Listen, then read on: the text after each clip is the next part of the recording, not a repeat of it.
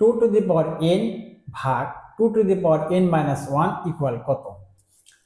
এখানে সূচকের অঙ্ক অনুযায়ী আমরা যেটা জানি যে বেস মিলে গেলে কাটে দিব এবং যদি পাওয়ার মিলে যায় সেটাকে অপসারণ করব। এখানে এমন একটা বিষয়, বেস কিন্তু মিল আছে, এটা কিন্তু ভাগ আছে, ভাগ থাকলে মিল তো কাটা দেওয়া যাবে না, এটাকে এক লাইন এটাকে সমাধান করতে হবে। কিরকম ভাবে? তাহলে আমরা জানি যে এই যে এখানে 2 এর উপর পাওয়ার আছে n মাইনাস 1, এই 2 কিন্তু এরকম ছিল, এটা মূলত এরকম ছিল 2 a, আবার ছিল এরকম গুণন দিলাম আমরা ইনটু না দিয়ে মাইনাস 1, এরকম ছিল। কারণ দুইটা বেস মিলে গেলে একটা বেস লিখে তার উপর এটা যোগ দিয়ে লিখতে হয়, কিন্তু এটা ছিল, তাই আমরা আগের দিকে চলে যাব।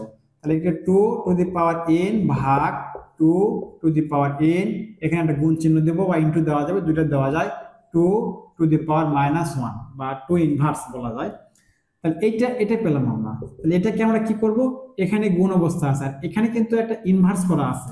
কিরকম ভাবে? এই যে এই ইনভার্সটা আমরা কি করব, এখানে ইনভার্সটাকে এই মাইনাসের কারণে কি হয়ে থাকে ভাগ, আর এখানে 2 থাকবে উপরে 1, এই ইনভার্সের কারণে হাফ হলো। কিভাবে হয় আমি আবারও দেখে দিচ্ছি, এটা অনেকে ভুল করে থাকে। এখানে 2 টু দি পাওয়ার মাইনাস 1 মানে 2 ইনভার্স 1, তাহলে 2 ইনভার্স 1 হওয়ার কারণে আমরা লক্ষ্য রাখবো যে এই মাইনাসের কারণে কিন্তু ভাগ চিহ্ন দেবো, এই 2 লিখে নেব, 2 এর উপর ভাগ চিহ্ন হবে। তাহলে ভাগ চিহ্ন হওয়ার পর এই 1টা কিন্তু এর উপরে থাকে আর উপরে কিন্তু সর্বদা 1 হবে। তাহলে বিষয়টা এরকম যে 2 টু দি পাওয়ার 1 হয়ে গেল, অর্থাৎ 2 এর উপর পাওয়ার 1 আছে, সমস্যা নেই। তাহলে এটা গুণ করলে কিন্তু 1 থাকবে আর দুইটা একটা 2 গুণ করলে 2 হয়ে থাকবে। আমি এটা বললাম কৃষক যদি এখানে মাইনাস না হয় এরকম সংখ্যা থাকে, যদি আমি দেখলাম 2 টু দি পাওয়ার এটা আছে, তখন এই ক্ষেত্রে ছেলে পেলে আর পারে না, এটা ভুল করে থাকে অনেক স্টুডেন্টরা। তখন বলে এটা তারা কি করে থাকে, তারা এটা 3/2 লাগে, কিন্তু এটা কখনো হবে না, পুরোটাই ভুল হয়ে যাবে। যাই হোক, এটা কিন্তু এটা এটা এরকম লেগে থাকে 3/2 লাগে, কিন্তু এটা হবে না, কারণ আমি ওই জন্য এখানে ভেঙে লিখে দিচ্ছি।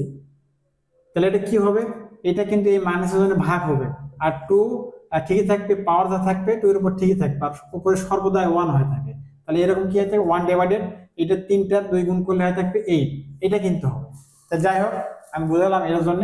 তাহলে ইনভার্সটা কিভাবে লেখা যায়, 2 টু দি পাওয়ার n ভাগ 2 টু দি পাওয়ার n গুণন এখানে 1/2। এই 1/2 কিভাবে হয়, 2 ইনভার্সকে 1/2 হয় অর্থাৎ হাফ হয়। কিভাবে হয় আমি এখানে সুন্দর করে ব্যাখ্যা করে দিয়েছি। তাহলে এখানে আমরা কি করব, এখানে গুণ অবস্থা আছে, এটা কিন্তু গুণ করে দেবো আমরা 2 টু দি পাওয়ার n ভাগ, এটা ঠিকই থবো, এই যে গুণ আছে এই লবের সাথে লবের গুণ, তাহলে এটা কিন্তু লব আর এই 1 লব, গুণ করে দেবো 2 টু দি পাওয়ার n আর নিচে থাকবে 2। এখন আমরা এই ভাগটাকে কি করব, এই ভাগটাকে গুণ করব, গুণে পরিণত করব। আর গুণে পরিণত করলে কি হয়, এটাকে গুণে পরিণত করলাম, আর গুণে পরিণত করলে এর হরটা লব হবে, লবটা হর হবে, অর্থাৎ উপরে নিচের সংখ্যা উপরে যাবে, উপরের সংখ্যা নিচে আসবে। আর নিচের সংখ্যা উপরে 2 গেল আর নিচের সংখ্যা হলো 2 টু দি পাওয়ার n।